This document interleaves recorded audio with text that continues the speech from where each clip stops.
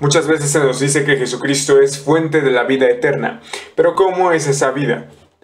El primer milagro de Jesús nos muestra como señal que Jesucristo es precisamente eso, fuente de vida eterna.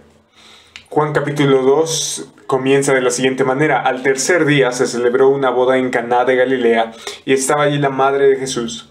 Y también Jesús fue invitado a la boda con sus discípulos. Cuando se acabó el vino, la madre de Jesús le dijo: no tienen vino. Y Jesús le dijo: mujer, ¿qué nos interesa esto a ti y a mí? Todavía no ha llegado mi hora. Su madre dijo a los que servían: hagan todo lo que él les diga. Y aquí se pone en la mesa, se pone el telón, se prepara todo para el primer milagro de Jesús. Y dice al tercer día. Y al tercer día comienza o pone fin a la semana, a la primera semana del ministerio de Jesús, que comienza en el capítulo 1, versículo 19 del Evangelio de Juan. Entonces, para este momento ya dio testimonio Juan el Bautista. Para este momento Juan el Bautista ya dijo que Jesucristo es el Cordero de Dios que quita el pecado del mundo. Para esta primera semana ya existen los primeros discípulos. Y ya se le dijo a Natanael: en verdad les digo que verán el cielo abierto y a los ángeles de Dios subiendo y bajando sobre el Hijo del Hombre, refiriéndose a cosas mayores que estas verás. Versículo 50 del capítulo 1. Entonces, en ese sentido, el segundo capítulo abre con esas cosas mayores, con el cielo abierto, con el Hijo del Hombre viniendo a salvar como el Cordero de Dios que quita el pecado del mundo. Entonces, este tercer día se nos dice que se está celebrando una boda en Caná de Galilea y estaba allí la madre de Jesús. Y también Jesús fue invitado a la boda con sus discípulos. Pero notamos en el versículo 3 que se acaba el vino. Y es que resulta que en una boda judía el vino era una de las cosas o una bebida preeminente. Era indispensable, y el hecho de no tener vino significaba que habían hecho mal los cálculos, que no tenían una provisión suficiente o que no habían considerado a todos los invitados que iban a ir, o incluso que la situación económica del novio o de la familia del novio pues no era lo suficiente como para poder ni dar una fiesta, pero mucho menos lo sería para sustentar a otra persona, en este caso a la novia. Entonces, cuando se acabe el vino, para nosotros nos suena algo bastante, un detalle menor. Sin embargo, esta es una situación apremiante, porque el hecho de que se haya acabado el vino, insisto, los estigmatizaría como una falta de respeto, los estigmatizaría como unos novios desconsiderados, y por supuesto la familia del novio quedaría en absoluta vergüenza. Entonces, cuando se acaba el vino, la madre de Jesús le dijo: no tienen vino. Y entonces vemos que la madre de Jesús, María, tiene alguna especie de importancia ahí con respecto al banquete. Y entonces va con Jesús y le dice: no tienen vino. Y Jesús le responde: mujer. Y entonces aquí se nos muestra un término bastante extraño. No es la manera natural de referirse a nuestras madres. Mujer, seguramente el término que ocuparíamos hoy sería señora, un término similar. No es un término que tiene una connotación de falta de respeto, sino más bien señala una especie de separación. Ya no hay esa familiaridad. Ahora Jesucristo, como lo hace notar en su primera semana, Él ya no sería el hijo de María, sino el Hijo de Dios que habría venido a salvar lo que se había perdido. Entonces, cuando está haciendo esta distinción al llamarla mujer, adicional a ello le dice: ¿qué nos interesa esto a ti y a mí? ¿Qué tiene que ver con nosotros? ¿Por qué me lo dices? Todavía no ha llegado mi hora. Y Jesucristo, por supuesto, sabía por qué se lo decía. Porque le dice: todavía no ha llegado mi hora. Y en ese sentido, cuando nosotros leemos el Evangelio de Juan, la palabra mi hora o la hora se refiere al momento de la crucifixión, a la consumación de la obra de Jesucristo y de su ministerio terrenal. Entonces, le está diciendo: María, señora, mujer, esto no es importante ahora mismo para nosotros porque todavía no ha de ser manifestado al mundo como Mesías. Verso 5, su madre dijo a los que servían: hagan todo lo que él les diga. Y a pesar de la respuesta negativa de Jesús, ella consideró que Jesucristo habría de hacer algo al respecto. Tan es así que nos dice en el versículo 6: y había allí 6 tinajas de piedra, puestas para ser usadas en el rito de la purificación de los judíos. En cada una cabían 2 o 3 cántaros. Cada cántaro más o menos era de unos 100 litros. Jesús les dijo: llenen de agua las tinajas, y las llenaron hasta el borde. Entonces les dijo: saquen ahora un poco y llévenlo al mayordomo, y se lo llevaron. El mayordomo probó el agua convertida en vino sin saber de dónde era, pero los que servían, que habían sacado el agua, lo sabían. Entonces el mayordomo llamó al novio y le dijo: todo hombre sirve primero el vino bueno, y cuando ya ha tomado bastante, entonces el inferior, pero tú has guardado hasta ahora el vino bueno. ¿Qué pasa aquí? Bueno, se nos dice que había allí 6 tinajas de piedra, y estas tinajas de piedra servían para ser usadas en el rito de la purificación de los judíos.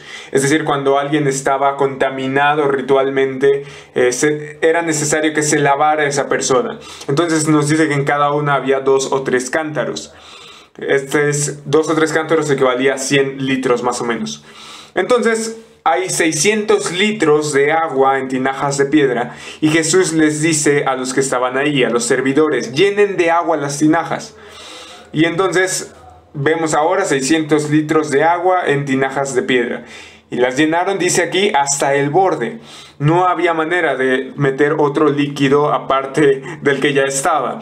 Versículo 8, entonces les dijo: saquen ahora un poco y llévenlo al mayordomo. Entonces se lo llevan. Y el mayordomo prueba el vino en el versículo 9, y se nos dice que esta agua está convertida en vino. Y el mayordomo no sabe que es agua convertida en vino. Pero los que servían, los que habían sacado el agua, por supuesto que lo sabían, porque ellos habían llenado el cántaro las tinajas de piedra con agua. Entonces, el mayordomo llama al novio al estar sorprendido por la calidad del vino y le dice: todo hombre sirve primero el vino bueno, y cuando ya ha tomado bastante, entonces el inferior. Y esto es natural porque, por supuesto, el paladar está todavía, vamos a decir que limpio en las primeras horas de la fiesta, y entonces puede distinguir entre un vino bueno y un vino inferior. Sin embargo, conforme van pasando la fiesta y conforme el alcohol va haciendo sus efectos, pues evidentemente se va perdiendo la distinción entre un vino bueno y un vino inferior. Ahora, cabe aclarar que esta palabra vino se refiere a vino sí fermentado, vino con alcohol. Y es que la Escritura no está en contra del uso del vino o en contra del alcohol, sino más bien en contra del exceso. Ahora, después de esta observación que hace el mayordomo, el maestresala dice al novio: pero tú has guardado hasta ahora el vino bueno. Interesante, porque este es el mejor vino que se habría probado jamás. Y el resultado de este milagro, de este principio de sus señales, se nos narra aquí en el versículo 11. Este principio de sus señales o milagros hizo Jesús en Caná de Galilea y manifestó su gloria, y sus discípulos creyeron en él. Ahora, este versículo 11 ocupa una palabra interesante: señales. Y esa palabra proviene del griego, y esas señales significa eso. No es una palabra que se traduzca milagros, sino más bien señales. Y eso quiere decir que apunta hacia algo. Entonces, este milagro particularmente, como todos los que nos narra el Evangelio de Juan, está enfocando a Jesucristo, pero un aspecto importante. Y nos dice que manifestó su gloria con este primer milagro. Y en ese sentido ellos pueden ver la gloria como del unigénito del Padre, lleno de gracia y de verdad, como ya lo dijo en el primer capítulo. Entonces manifiesta su gloria, la hace visible, y sus discípulos creen en él. Y este milagro debe generar una respuesta similar para nosotros los lectores. Cuando vemos que Jesucristo convierte el agua en vino, vemos al Creador del universo rigiendo sobre su creación. Y eso nos debe llevar a una fe genuina, a una fe verdadera, a una fe que no solo nos lleve a creer en Jesucristo como creador del universo, sino también como Salvador, como el dador y la fuente de una vida nueva y eterna. ¿Cómo es esa vida? Veamos rápidamente de nuevo el pasaje. Esa vida que ofrece Jesucristo, en primer lugar, es abundante. Porque démonos cuenta, estos son 600 litros de agua. Y es claro que esto iba a alcanzar para todas las personas que estaban ahí en la fiesta. La vida que Jesucristo da, la vida nueva que Jesucristo da es abundante. No le falta nada. No hay un pedazo que esté vacío de esa vida nueva, como no había un centímetro cúbico en el cual pudiéramos llenar más agua en esas tinajas. La vida que Jesucristo da es una vida abundante. En segundo lugar, la vida que Jesucristo da es una vida transformada. Así como Él transforma el agua en vino, de la misma manera transforma nuestro corazón de piedra en uno de carne. Nos transforma completamente y en todas las áreas de nuestra vida. No había ni una molécula de vino que no hubiera sido convertida. No había ni una molécula de agua de esos 600 litros que no hubiera sido convertida en molécula de vino. Entonces, que nos quede claro que no solo la vida que Jesucristo da es una vida abundante, sino que esa abundancia tiene que ver también con una transformación. Jesucristo no nos deja igual cuando nos encontramos con Él. Jesucristo nos transforma, tal como el agua en vino. Tan es diferente tomar agua, si lo comparamos con tomar vino, es igual de diferente una vida que se encuentra con Cristo con una vida que no ha sido hallada por su Salvador. Y en tercer lugar, esta vida es excelente, es superlativa, es la vida más maravillosa que vas a poder experimentar, porque es una vida que la da el Creador del universo. Así como este vino era el mejor vino que había probado este mayordomo, era un vino de excelente calidad, no solo de excelente calidad, sino de la mejor calidad. Esta vida nueva que Jesucristo da es una vida excelente y es la vida más excelente que vas a poder encontrar. Y esta vida manifiesta la gloria de Jesucristo. Y esta nueva vida abundante, transformada y superlativa hace que los demás crean en Él. Pero para tener acceso a esa vida, precisamente hay que creer en Jesucristo. Hay que creer en Jesucristo como discípulos suyos y seguirle. Jesucristo es la fuente de la vida eterna, de vida abundante, de vida transformada y de una vida superlativa, de una vida excelente.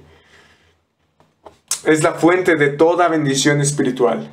Y como resultado de esa nueva vida, nosotros debemos adorarle, bendecirle y exaltarle con esa vida nueva que ahora nos ha otorgado. Jesucristo es abundante en perdonar todos nuestros pecados y es capaz de darnos esa nueva vida, a fin de que esa nueva vida ahora le adore, le dé gloria, le dé honra. Nuestra oración debe ser que Él tome nuestros corazones y los llene de su verdad. Él vino precisamente a buscar y a salvar lo que se había perdido. Y nosotros estábamos perdidos, estábamos vacíos. Pero Él llena nuestros corazones con su verdad. Él pone en nosotros su espíritu de tal forma que tenemos esa vida abundante, esa vida transformada y esa vida superlativa, esa vida excelente. La vida que Jesucristo da, la da Él y solo Él, mediante la fe, y es un regalo de gracia hacia nosotros. Tal como el novio no había pagado nada por ese vino de excelente calidad, nosotros no pagamos nada por nuestra salvación. Entonces, nuestra oración debe ser: Jesucristo, yo confío en ti, quiero esa vida abundante, transformada y excelente, que solamente tú puedes dar.